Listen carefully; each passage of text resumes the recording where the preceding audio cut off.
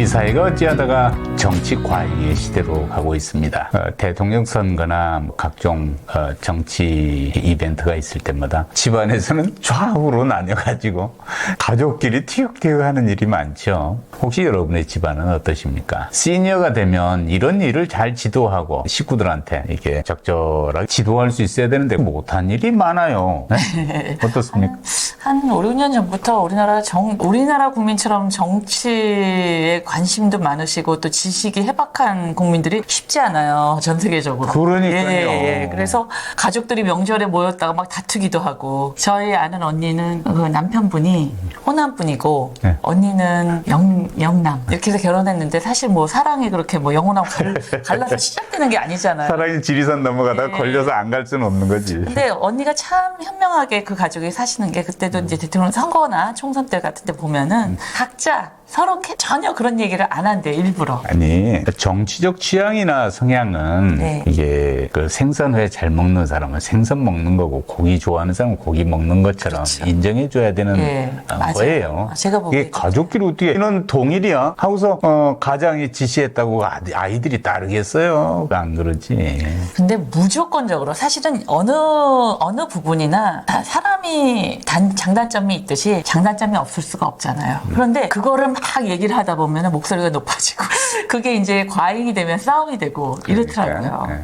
근데 정치가 무엇입니까? 정치라고 하는 건 이 세상에 가치가 네. 그게 물질적이건 정신적이건 이 가치가 제한돼 있는데 인간은 모두 다 본성적으로 더 많은 걸 가지려고 그래요. 그렇죠. 그러니까 그걸 적당하게 가장 최선의 그 만족을 이끌어낼 수 있는 수준에서 분배하는 룰을 정하고 분배하는 기능을 수행하기 위해서 이제 정치가 필요한 거예요. 이걸 이제 제한된 가치의 권위적인 분배다. 책에서는 이렇게 교과서에서는 설명을 합니다. 네. 그러니까 가장 권위를 갖는 방법으로 세상의 제한된 가치를 분배하기 위한 좋은 제도지요. 그게 없으면 또 안 돼. 야수들이 네. 돼서는 안 그렇죠. 되죠. 네. 우리가 질서가 있어야 되고 그렇죠. 가치도 있어야 되고 서로 만족도 있어야 하고 약간의 서운함도 같이 수용하고 이러자고 정치가 있는 건데 이 정치 좋은 건데 이 정치 때문에 집안에서 아주 그냥 다 의견이 달라가지고 엄마 아빠 나 안 볼 거야. 야 이놈아 내 눈에 흙이 들어 양보 못해 이놈아. 이런 얘기가 오고 가서야 되겠냐 이 말씀이에요. 생각보다 연세가 높아지면 높아질수록 이렇게 하시는 외부 활동이 줄어드시면서 집에서 이렇게 나름대로 정보를 많이 얻으시기 때문에 네. 정치에 대한 관심이 생각보다 굉장히 높아요. 저희 엄마도 맞아, 마찬가지고. 맞아. 예, 그러니까 또 내 친구분들끼리 그걸 그렇게 많이들 얘기들을 하시더라고요. 네. 정치 생각보다 여자분들도 그렇고.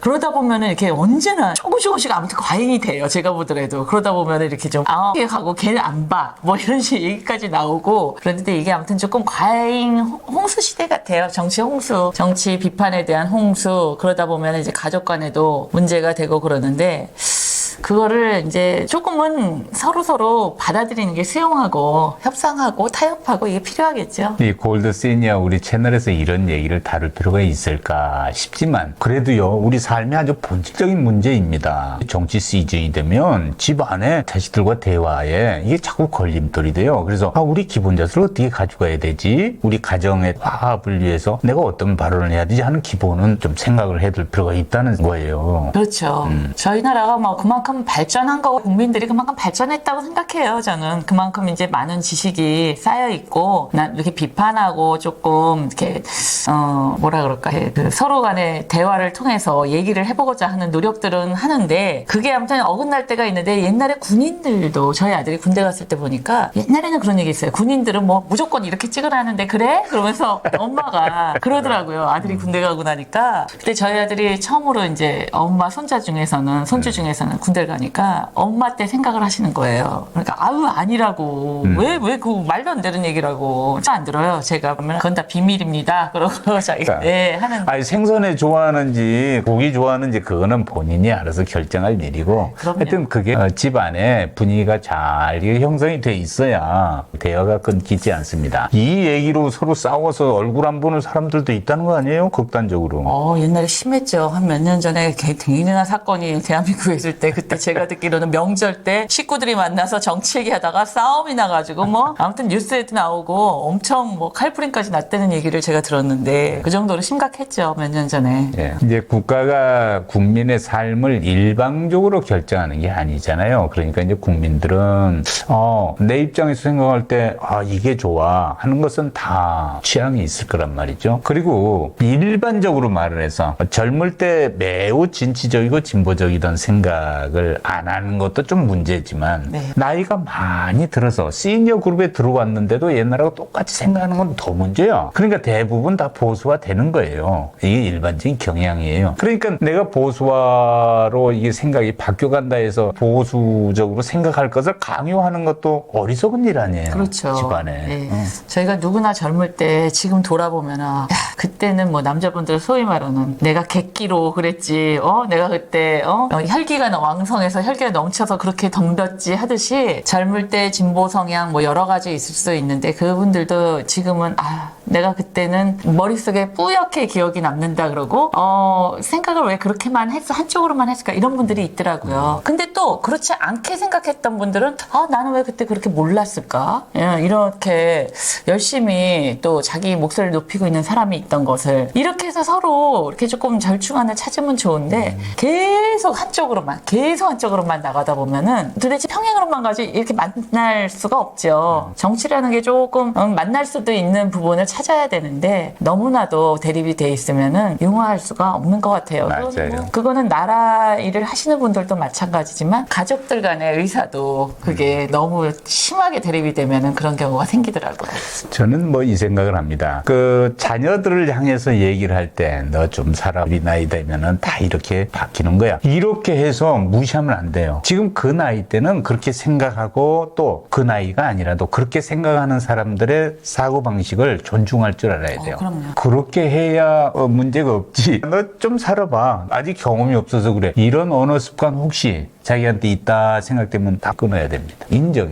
그렇죠. 공감, 예. 경청. 이게 이제 권위를 만들어내는 기본 아니에요. 너무 아이들 얘기 같지만 언제나 그 눈높이에 맞춰서 나이 든 사람일수록 저희가 아이들이나 이제 저희보다 좀 젊은 세대를 같이 아우르게 되면은 그 눈높이에 맞춰서 얘기를 해주고 대화해주고 서로 뭐 타협점을 찾는 게 필요한 게 그냥 그 얘기가 저희는 젊은 시대를 겪어봤지만 지금 젊은 사람은 나이 든 사람들을 겪어보질 않았잖아요. 그러니까 나이 들어서 그걸 겪어본 사람들이 나는 이랬지만 요즘에는 이렇지 하고 맞춰줘서 대화하고 또 눈높이를 맞춰주는 게 그게 가장 좋은 거지 경험해보지 않은 사람들이 나이 든 사람들의 눈높이에 맞추다가는 사실 어긋날 수 있죠. 그래. 자기네가 겪어보지 않은 얘기니까 이론적으로만 하다가 서로 그거 아닌데 이러다 보면 또 대화가 어그러질 수 있거든요. 맞아요. 그런데 이제 사회 초년생, 네. 소위 아직 뭔가를 갖추지 않은 사람들, 젊은 사람들이죠. 네. 이런 사람들은 가진 게 없어요. 그렇죠. 내 손에 쥔 게 없어. 이제 시작이죠. 언젠가 아버지가 좀 도와줄지 모르지 어머니가 나한테 도움을 좀 주려나 이런 생각을 안 하겠어요. 하겠지만 그게 30년 후의 이야기고 그렇죠. 당장 사회에 가서 부딪히려고 하면 하루 알바해서 내가 하루 견딜 수 있을까 하는 이런 걱정을 하는 거잖아요. 그러니까 이게 사회적 약자 그룹이에요. 근데 사회적 약자 그룹은 시니어들도 별반 다르지 않습니다. 이제 한참 그 경제 활동을 하고 벌던 시기에서 딱 그렇죠. 벗어나 있는 분들은 사회적 약자지. 왜냐하면 내가 할 수 있는 게 많이 제한되니까. 그렇죠. 그러니까 그런 사회적 약자들을 배려하는 정책 가지고 주로 얘기를 많이 해요. 네. 그런데 이제 그걸 쾌도 남마식으로 이건 안 돼. 이렇게 가야 되는 거야 정책이. 이런 얘기 했다가 젊은이들한테 찍힙니다. 그렇죠. 꼰대로. 예, 그럼요. 꼰대가 되시면은 네. 이제 힘들죠. 더불어 살아가기가. 그런데 이제 나이가 드신 분들이 사회적 약자가 아무리 사회활동을 왕성하게 하셨어도 약자가 되시는 느낌을 받을 수밖에 없는 게 일단은 체력적으로 옛날 같지 않고 그렇지. 건강이 옛날 같지 않고 또 노후는 너무 길어진다 그러고 내가 살 날이 언제까지인지 그러니까 불안정한 머릿속에 생각들이 있고 그러니까 아무리 돈이 많아도 약자가 되는 것 같은 느낌을 저버릴 수가 없어요. 그래서 이제 정책적으로도 아마 앞으로 이제 20년 안에 이제 정말 65세 65세 이상 인구가 경제활동을 한참 할 수 있는 인구의 숫자를 넘어설 수밖에 없는 시기가 오거든요. 그러니까 이 시니어들에 대한 배려가, 정책적인 배려가 하루빨리 지금 개선이 돼야 돼요, 사실. 점점 더 많은 개선책이 필요하고 새로운 정책들이 필요해서 좀 더 건강하고 자기 생활을 잘 다져 오신 분들을 사회층으로 흡수하셔가지고 좀 더 많은 경제 인력들을 같이 사회에서 더불어 가야지만 이게 좀 더 국가를 위해서 좋은 자산이 될 수 있거든요. 사회 문제에 관해서도 아주 따뜻한 시각을 갖고 계시는군요.